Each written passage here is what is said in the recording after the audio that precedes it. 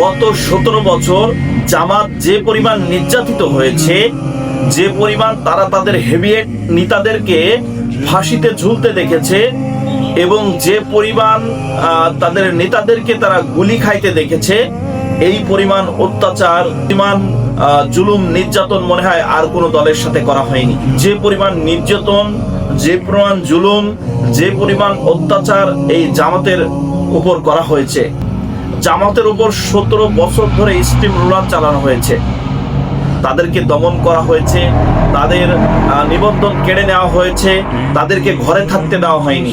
অথচ দেখুন এই জামাত ধৈর্যের সাথে এখনো পর্যন্ত নিজেদেরকে অটল রেখেছে। 13দশ জাতীয় সংসদ নির্বাচনেও তাদের সাথে দুর্নীতি হচ্ছে, তারপরেও তারা কিন্তু এর বিরুদ্ধে লড়ছে না, তারা সংযম ধরে রেখেছে, তারা ধৈর্য ধারণ করছে। তারপরেও বলবো, একটি দল কত ধৈর্য ধরতে পারে?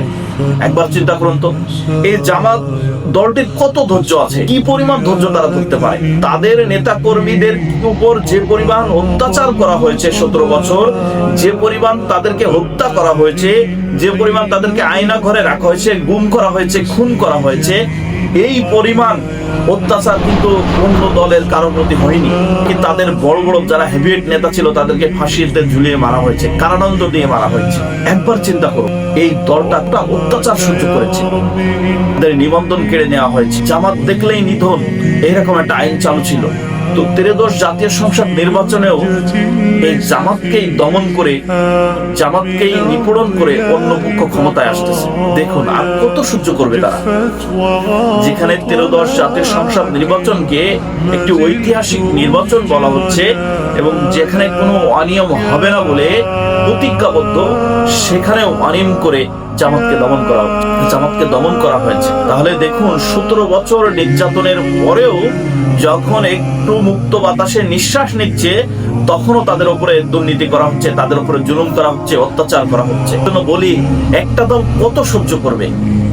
একটা দল আর কত কিছু হারাবে?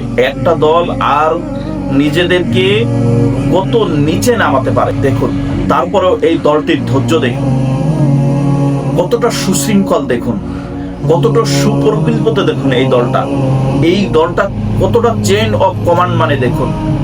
এখনো পর্যন্ত কোনো সহিংসতা দেখা যায়নি, এখনো পর্যন্ত কোনো সহিংসতার ঘটনা ঘটেনি এই জামাতের দ্বারা। অথচ তাদের বিরুদ্ধেই দুর্নীতি করে তাদের আসনগুলো আপনারা চিন্তাই করে নিচ্ছেন দিনে দুপুরে, আলোর মতো পরিষ্কার।